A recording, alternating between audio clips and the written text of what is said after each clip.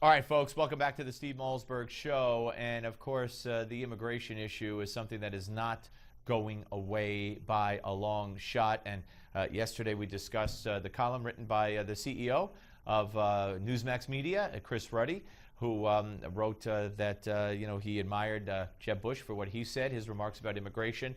And he acknowledged that they may not sit well and may have gone a little too far the way they were framed by in the minds of some, but that he thinks eventually this will rocket him up within the Republican Party.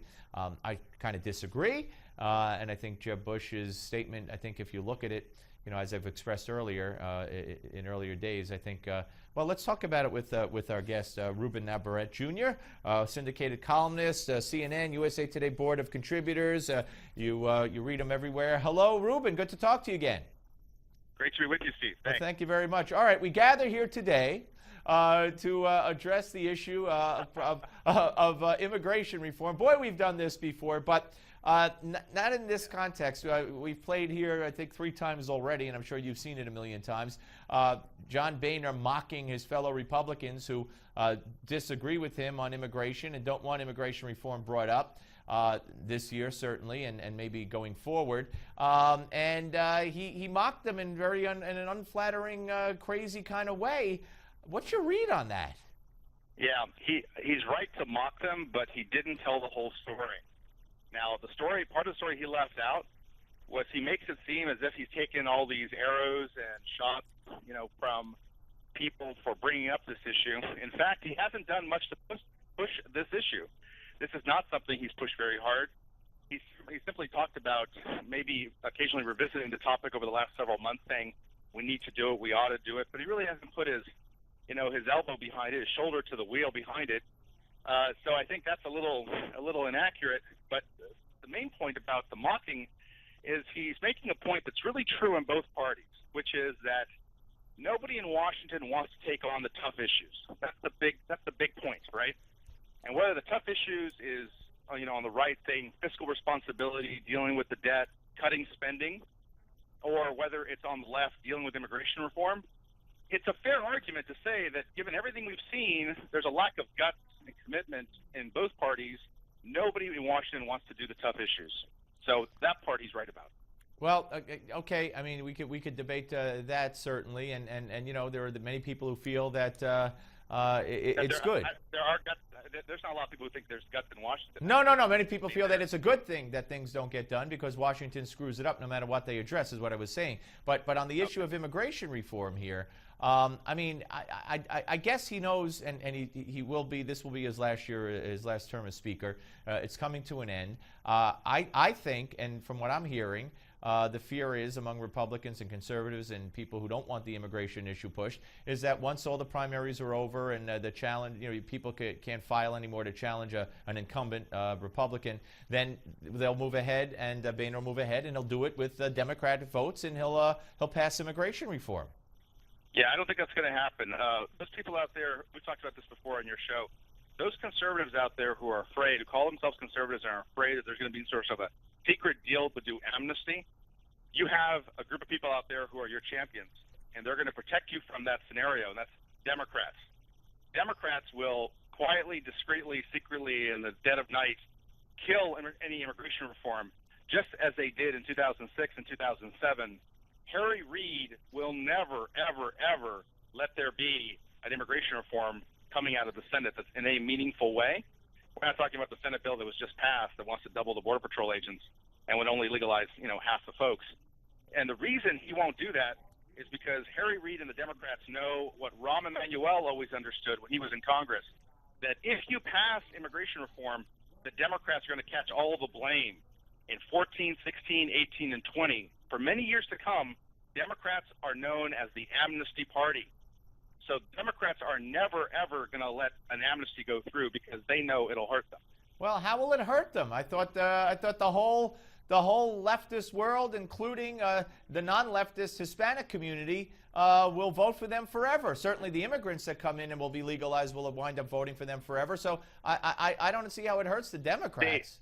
Well, to your last point, the people who are legalized are going to vote for them forever. The bill on the table right now, Steve, the stuff that we saw coming out of the Senate that got stalled in the House, right, called for like a 10-year waiting period. You get a green card, you get a work permit right away so you can go to work, you get a green card down the way, you get citizenship in 10 years. So the payoff at the ballot box, so to speak, hey, when are these people going to vote for me?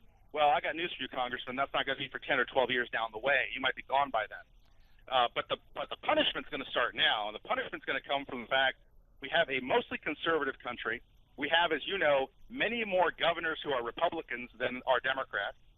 And there are many parts of the country and many constituencies out there, including some portion of the Latino constituency, that will not look favorably on the idea of passing what they see as a wholesale amnesty. It may be that you can finesse that somehow by making it much more cumbersome, as I said, pushing it downfield 10, 12 years or something. But the Democrats they're terrified of this.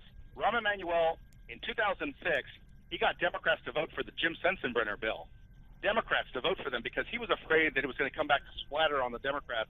He has no interest in being perceived, having the party of Democrats be perceived as soft on immigration.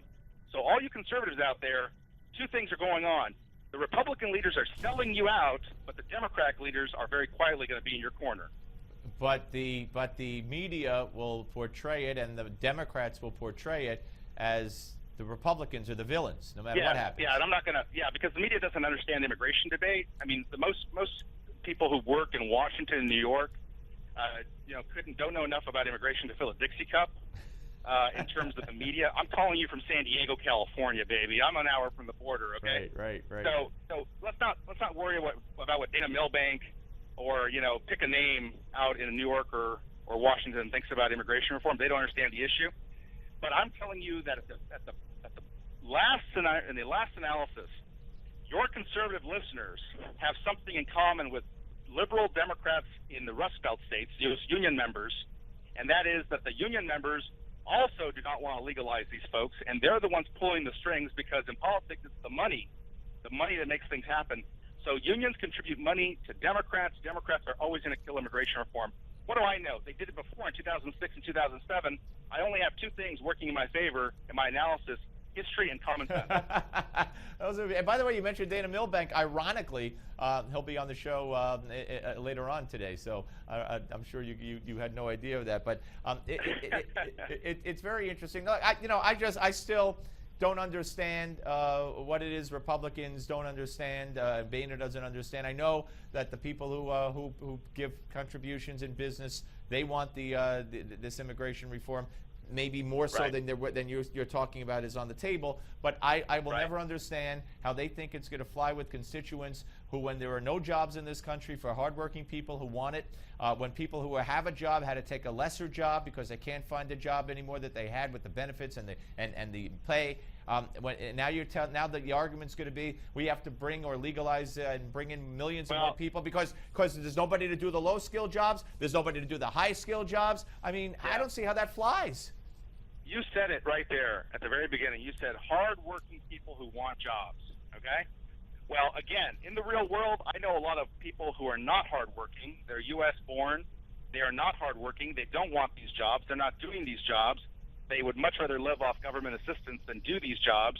And if you're a farmer and you're growing avocados, maybe an hour's drive from where I live, you're not having a bunch of Americans come out and saying, "Can I pick avocados for you?"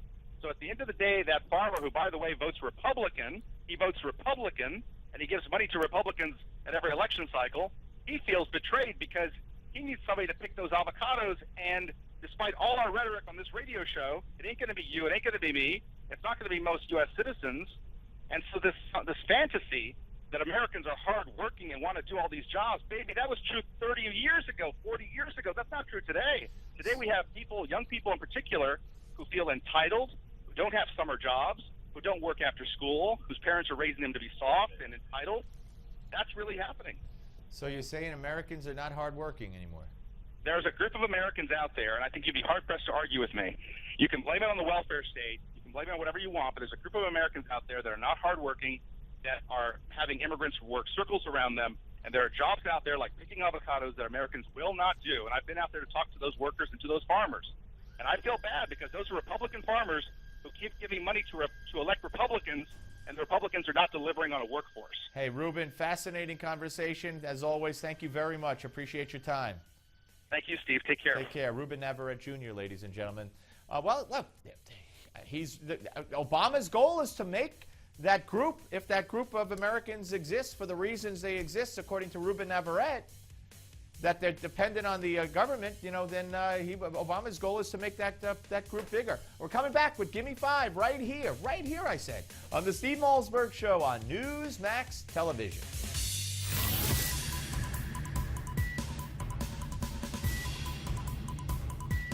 We don't just talk about the news, we talk to those making news. This is the Steve Malzberg Show.